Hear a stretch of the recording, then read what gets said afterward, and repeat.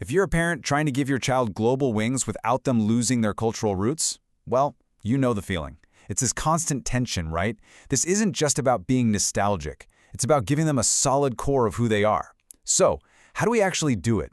How do we raise kids who can thrive anywhere in the world and still feel that deep connection to where they come from?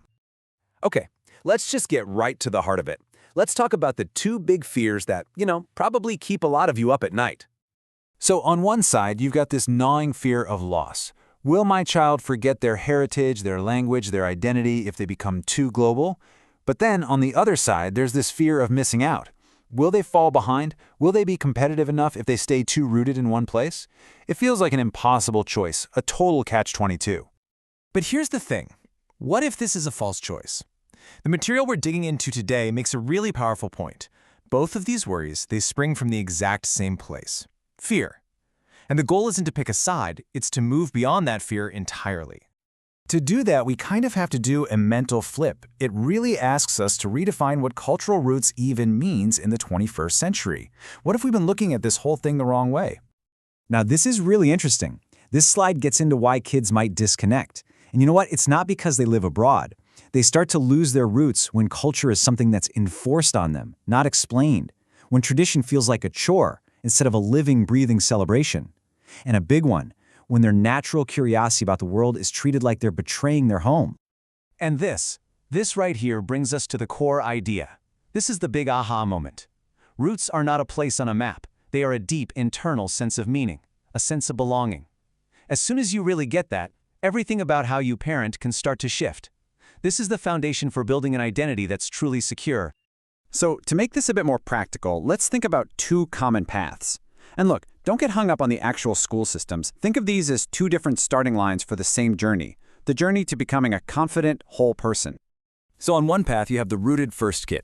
They often have a really strong sense of who they are and where they come from. Super solid. But their challenge? Sometimes it's developing the confidence to carry that strong identity out into the big, wide world. Then you've got the global first child. You know this kid. They're like a chameleon, comfortable anywhere. But the risk for them is feeling at home everywhere and yet truly belonging nowhere. So, the crucial point here is that your job as a parent is actually different depending on where your child starts. For that rooted first kid, your mission is to build a bridge to the world. Your job is to add openness. For the global first kid, your job is to help them dig a well. Your job is to add depth and that rich cultural meaning. Okay, so how do we do that? Let's get into an actual framework you can use. This isn't about choosing one path over the other. It's about weaving them both together, using 4 really key principles. All right, first up, explain, don't enforce. So when you light a diya for Diwali, you also share the story of light conquering darkness. It turns it into a conversation, not just a command. Second, discuss, don't defend. When your kid says, "But my friend's house has this huge Christmas tree," don't get defensive, get curious. Say, "Oh, that sounds so fun. What do you love most about how we celebrate our festivals?"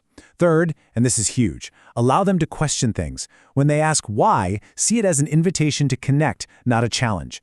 And finally, you just build a dialogue. You keep the conversation going. At the end of the day, this whole thing is about giving your child permission. Permission to be their whole, complex, awesome selves. Permission to belong to their heritage and to the world without feeling any guilt or conflict about it. The goal here isn't to create some kind of perfect cultural robot. It's to raise a whole, secure person who has what our source material calls mature belonging. So, what is mature belonging? Well, it's not the loss of culture that you're so afraid of. In fact, it's the total opposite. It's having the confidence to see your own heritage clearly, all of it, the good and the not so good, and to choose it consciously, with love and real understanding, instead of just following it blindly because you're supposed to. And that really brings us to the most powerful takeaway of all. When you focus on building your child's inner sense of home, that internal world becomes their anchor. A child who feels at home inside themselves will feel at home anywhere in the world. They'll never truly be lost. So let's go all the way back to that first question. It was never really about roots or wings, was it?